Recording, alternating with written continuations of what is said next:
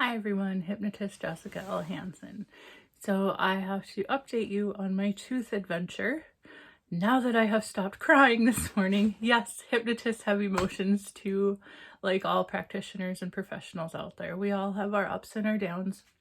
So I woke up this morning, I was so excited to go to this new dentist to have the tooth removed, and I had great hopes. I was excited, called the office to make my appointment, like the dentist and I had texted over the weekend, and met with the front desk person on the phone, and yeah, it was not good. So pretty much ended that idea.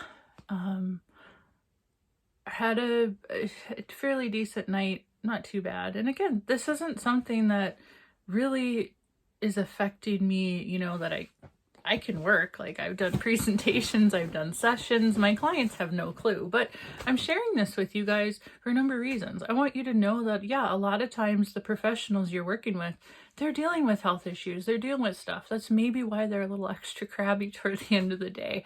Because hey, a tooth that's bugging you, it's tough to deal with, right? It can give you fatigue and a whole bunch of other stuff.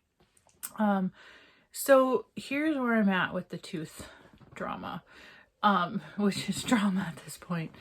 After I had a good cry, I did some research on my friend Google and found a holistic dentist a couple hours away from me. I called them. And in talking to this lady, she says, oh yes, your problem is definitely this. And yes, the traditional dentists do not understand this. And I'm so glad you called. She said, it just gave me some relief. Like, I'm not crazy. I know my body.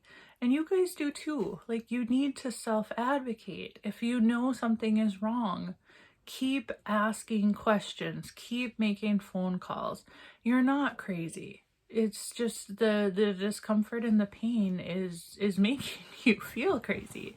But there are people out there who honestly just are not trained and do not know and understand about these other issues. And I'm running into more and more people now after COVID that are having these strange, seemingly strange issues, which are not strange. You just have to search for the right avenue. So I found a holistic dentist, one who specializes in removing mercury amalgam fillings. And trust me, if you want to know what that process is like, look on YouTube. There are some videos. It's like space age to have that toxic metal taken out of your mouth and out of your body. I talked to them, and because of my previous experience on this side with another mercury amalgam filling, actually with several, my body does not tolerate the tooth being refilled. It actually causes more pain. So the dentist always has to pull the tooth. So to find a dentist that understood that, they thankfully did. She's like, oh yeah, I understand. They could not help me, but she kindly referred me. She said, no, what you really need is an oral surgeon who understands holistic dentistry. And she said, we just happen to have one that we refer our clients to. That took another burden off of me this morning. And so I called them. This is like dentist number 4 or 5, right? I called this oral surgeon, and great reception on the on the phone, sent me the form. She's like, oh yeah, no problem. And I also have another tooth that I'm going to have them pull while I'm there, just because it needs to go. It's a baby tooth, right? My body is different than most people's bodies, and responds differently, and they understand that. I could tell by their intake form that I did with the oral surgeon. I was like, wow, they are very in depth, and they get this. Like, this is a real problem for lots of people. So a week from now, one more week with dealing with this, I'm going to be really good at self-hypnosis for pain management, for my own self-care. And I'm going to have a ton more compassion and more fight for my clients who come to me for dental fears and phobias, because I've worked with a few. I've even worked with some people for gag reflex, for dentures and partials and different things. I understand, I get it. And a lot of people do not, and it's so sad. So I'm learning. This is a huge learning experience for me. I'm just considering it like, hey, I signed up for a, a college course in dentistry right now. You know, that's just my mental thought on this is like, okay, I'm in this, and next Monday I get to graduate with having that tooth out. But oh my gosh, what a journey. I have to look at this as a journey. And in the meantime, I am still looking forward to this dental appointment, which I am still amazed. Like, I was amazed how happy I woke up this morning. I was just like, yes, today I get to go to the dentist. That was not me even 4 months ago. Okay, even in July, when this really started to ramp up, I had issues with this tooth way before July, but it's been getting progressively worse after July. And I actually woke up excited to go to the dentist this morning, which I was like, whoa, this is not me, okay? So I know that my self-hypnosis work and the other work I've been doing has been helping. And it's just nice to be reminded how effective hypnosis can be when you just let it be a tool for you to work.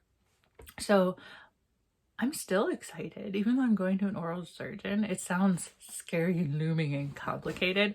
It's really not. They're just a specialty dental profession that works with, you know, the more complicated in-depth things so that you don't have nerve issues afterwards. And, you know, bigger teeth have more roots and things like that. So it's just a big scary 25-cent letter word, and it's just really another dentist who just has some specialty training to do certain things. So I'm excited. I have to get through one more week and I'm gonna get there. I'll get there. It's not gonna get any worse than it already is. I know that. So I'm managing. But again, it's a journey. And for those of you out there who are struggling with dental fears and phobias, I honestly, from the bottom of my heart, I understand. I empathize with you, because I had my own. I had a lot of dental trauma when I was little, lots. But somehow it's working itself out as I've been doing hypnosis on myself, and listening to some other dental fear phobia things. I've taken some specialty training in dental hypnosis, which at the time was terrifying, but also fun. But now it's forcing me to go this direction. So I want you guys to know, number one, if you're struggling, keep asking for help. No matter what it is, if you feel like you need that second opinion, you are worth a second opinion. Go get one. Reach out, keep asking questions. Keep digging until you find that person that listens, that person that says, yeah, this is a real thing, because not everyone is trained the same. And when you get into certain areas in medicine, especially traditional medicine, their systems are pretty old. And not everyone is taught the same thing, especially in the holistic side. Holistic is often shoved under the rug, and they only deal with like one specific thing and not the rest of you, the entire body of you. So keep digging, keep asking questions. And by all means, if you have a dental fear or phobia or a medical fear or phobia, ask for help. I'm not the only hypnotist out there. There are lots of us with compassion who want you to feel better and get the help you need. So please reach out and get some help. In the meantime, I'm going to make it through this week and